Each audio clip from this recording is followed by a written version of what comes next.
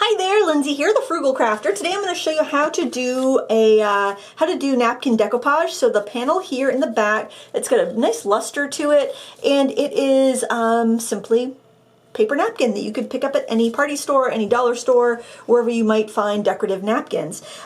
So what I'm going to do here is decoupage it on a piece of cardstock, and I've got my napkins here.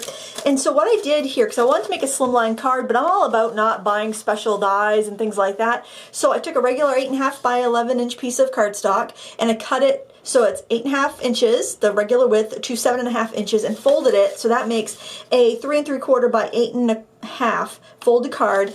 And then with the scrap, I just trimmed that down to 3 1/4 by 8 inches so that I would have this layering panel that I could decoupage on. So it's a great way to get that slimline, trendy look with what you already have.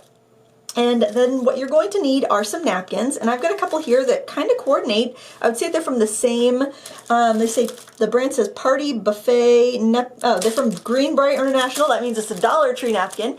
And what you want to do is separate the layers here, and don't throw away the layer that you take off, because that you can use for like wiping your brushes or cleaning up messes. It's essentially just, it's just another layer of unprinted napkins, so you can use it in place of paper towels and whatnot. So you can either separate it now and separate the entire thing. If you have napkins that are printed all the way across, which your classier napkins will be, then you'd likely want to do this first. Otherwise, you could just tear this part off and then separate it. That's up to you. So there's one little panel that we'll have there. I think it might be a little bit easier with these. This is the same situation. We'll tear this one the other way so you can see. I think it's a little easier to tear it when it's combined with its backing and then separate it. So again, this one just has that center strip of napkin. This one's tearing really well because it's right on a fold. This is really pretty for like if you want to collage on a canvas as well. Actually, this looks like the Dollar Tree, it looks kind of like the Dollar Tree calendars that I collaged with a couple of years ago. I have a tutorial for that on my channel. I still have those collages up. They're quite pretty. So if you have these two layers together, it's even better for like blotting your paintbrushes. So set those aside. Use them for, watercolor painting, cleanup, whatever. And then you'll want to figure out what part you want to go on your cardstock panel. So I'm going to tear a piece here across. Oh wait, you know what? I need to separate this. It can be a little tricky. Sometimes if you take like a piece of tape, you can like pull the pieces apart a little bit easier.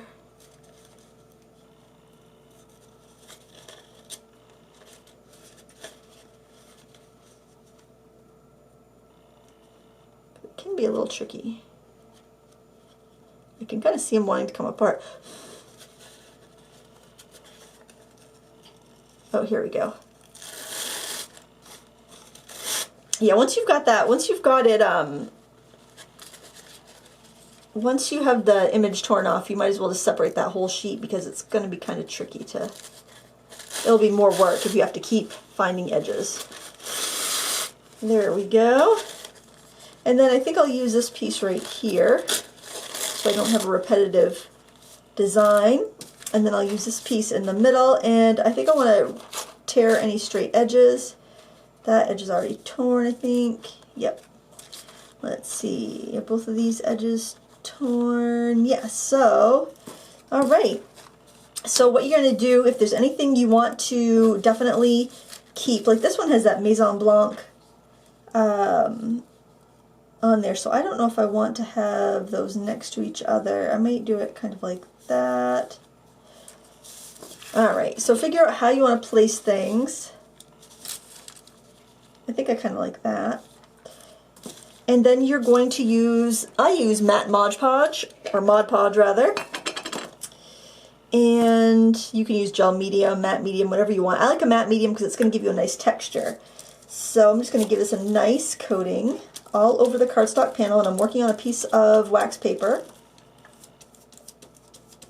And I'll use the same piece of wax paper over and over again.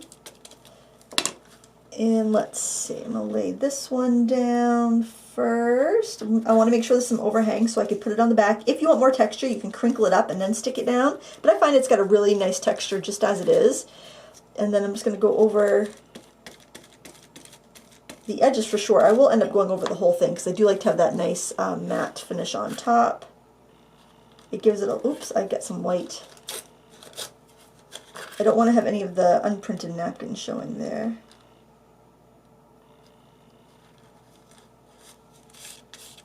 You can leave wrinkles in, you can smooth them out. I think like if there's some wrinkles, it's not the end of the world.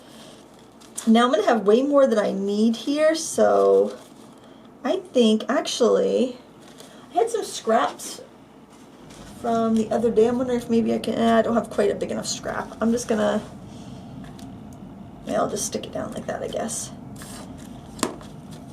Maybe I'll save that little iris for another project. So a lot of times what people will do, crafters that like to use napkins for collage, is they will get together with other crafters and they will swap. They'll do like napkin swaps. Alright, now I do want a coating on top. I like that with a matte Mod Podge. And then, you know, you can always distress the edges or something after it dries. I just think it gives it a really pretty finish.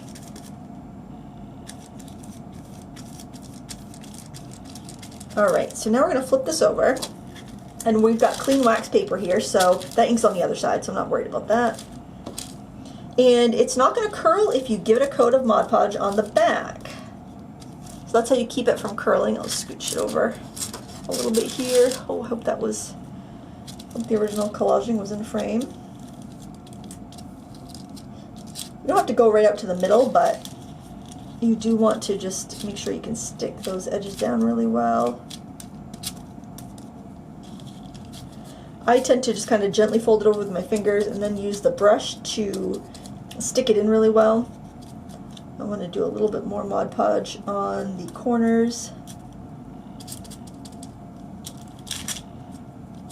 so that it will stick, because you'll have that extra layer.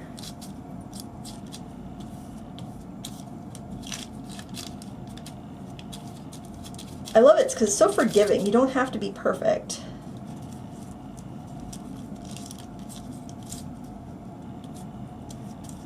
Now the corners, you might need a little bit more between the two layers of folded napkin that come over. I like not bringing the Mod Podge all the way to the center because it gives you a place to kind of hang on to. Because you don't want your fingers covered with Mod Podge when you're trying to pick up that tissue, because it's tissue. It's going to be gentle. You could also use this technique with tissue paper if you got some really pretty, like maybe you got a gift that was wrapped in really pretty tissue paper and you want to use that in a collage. This is a great technique. So then I'm not going to let it dry like this. I'm going to flip it up. I'm going to peel that up and I'm going to flip it over so that the back side is down as it dries. You'll be able to separate that from the wax paper.